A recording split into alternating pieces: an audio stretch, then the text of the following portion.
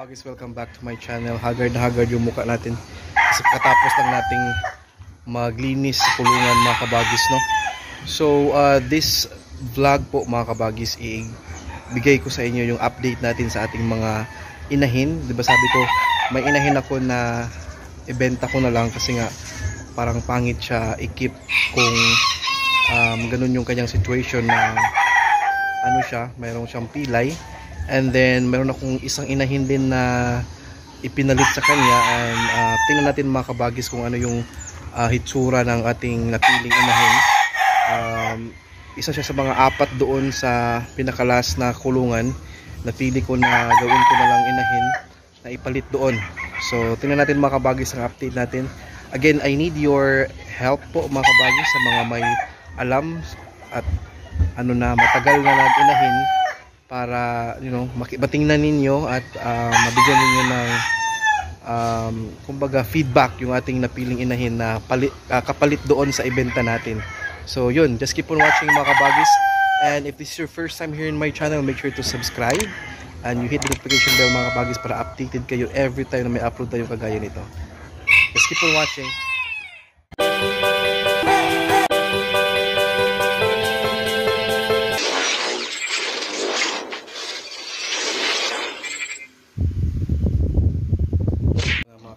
Itong apat dito mga kabagis, update lang tayo, no? Itong apat dito, yan, yun yung kukunin bukas. Maiwan yung isa dyan na baba, yung gawing inahin natin yun, kung may pintik-pintik. And then dito naman, dahil may pilay itong isa, ito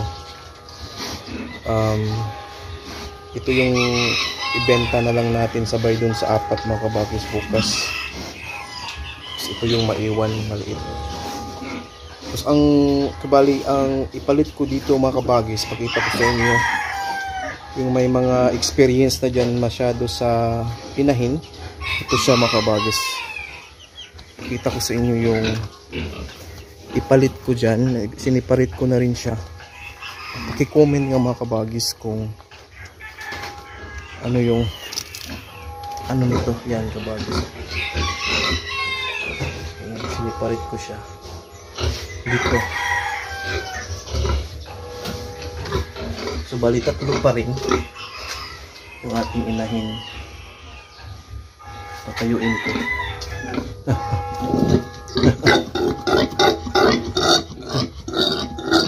Uy, up.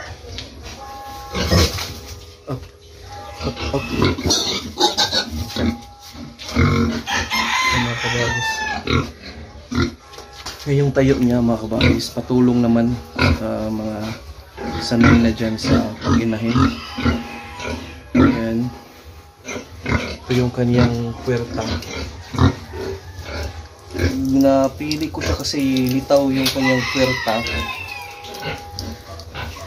litaw na litaw. And then yung didi naman niya is litaw din, 14 yung kanyang susok. Yan. Hello. So yan mga kabagis, so yan.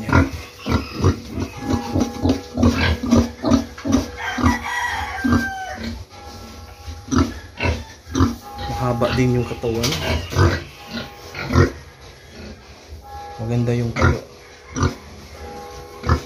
Pero hindi pa nga ako ganun siya expert sa pag-inahin. First time ko pa ito, kaya binablog ko and then asking your opinion mga kabagis kung ano yung say ninyo dyan, kung maganda ba.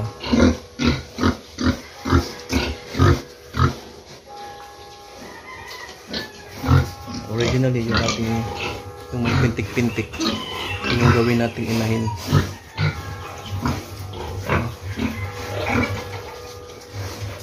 Hello, kunin na kayo bukas.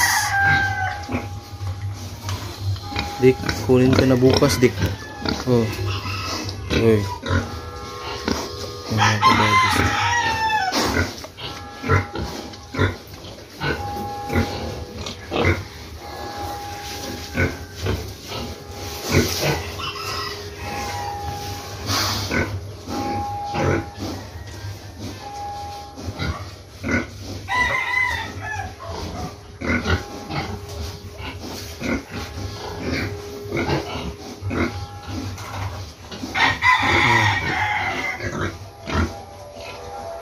Nanibago siya.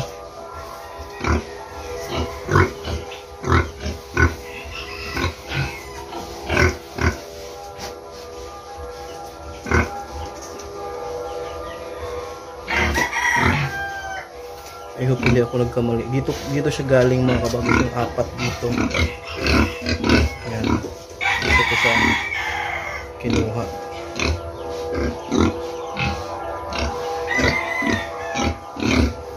Sana maganda yung resulta.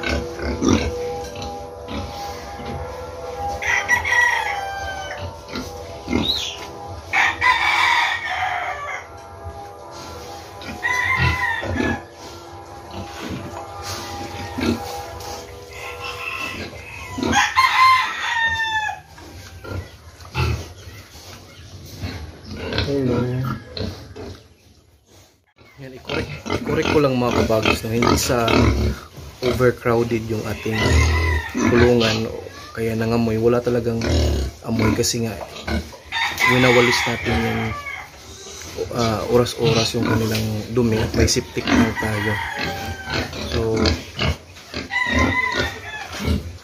yan ang problema lang talaga dito. If ever magdamagan yung ulan, yun talaga yung problema, yung tubig ulan papasok sa ating septic kaya mapuno siya.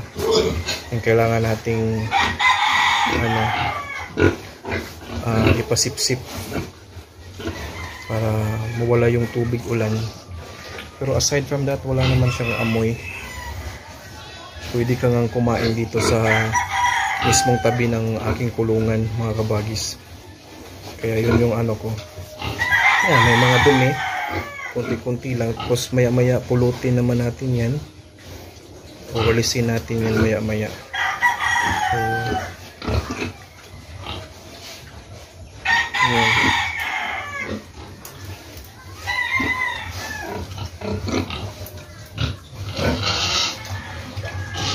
Marami talagang mga kabagis, yung mga kanya-kanya nating paraan na nag-work sa atin, and then kung hindi naman nag-work, huwag natin gawin. Yun ang ating kabagis, i-consider, no? Kasi may mga silent supporters tayo or mga subscribers na mayroon din silang alaga. It so happen na nag-o-observe lang sila sa atin or nag-o-observe lang kung saan sila maka-comment. Just ina-appreciate naman natin yun. But just make sure na akma naman yung ating comment. Kaya minsan I have to correct, no? So nasa inyo na yan mga kabagis regarding sa kulungan at ilang baboy yung ilagay ninyo. For as long as ma-manage yung malinisan, yun, okay na yun. Aanhin mo naman yung napakaluwang, sayang yung area, diba? So kanya-kanyang diskarte talaga when it comes to sukat ng kulungan. Wala talagang para sa akin walang standard talaga masabi natin sukat.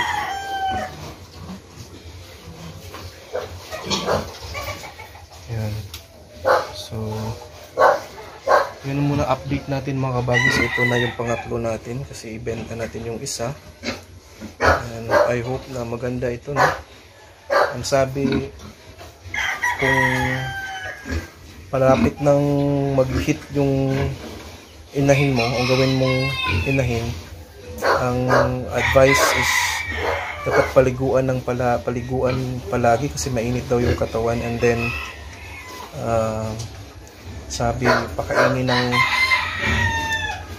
dahon ng malunggay, yung talagang gulay, yung lutuin mo muna, hindi yung hilaw na dahon. dapat lulutuin mo para preparation yun sa kanyang gatas.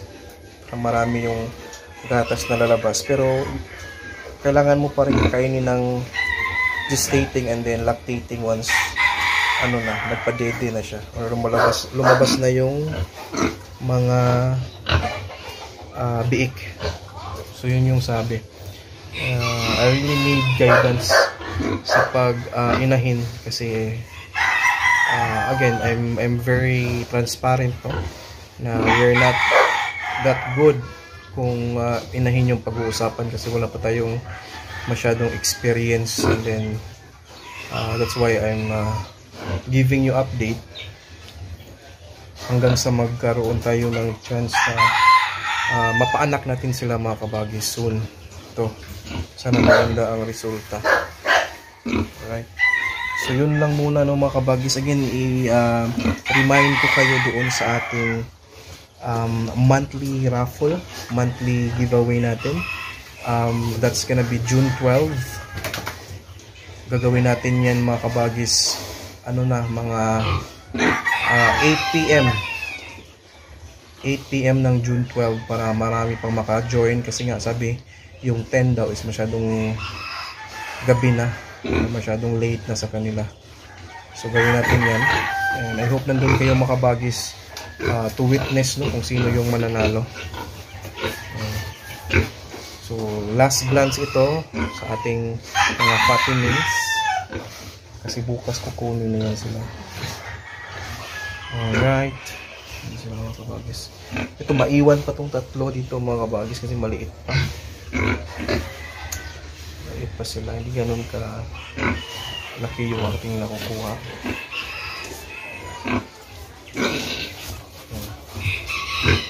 Okay, thank you so much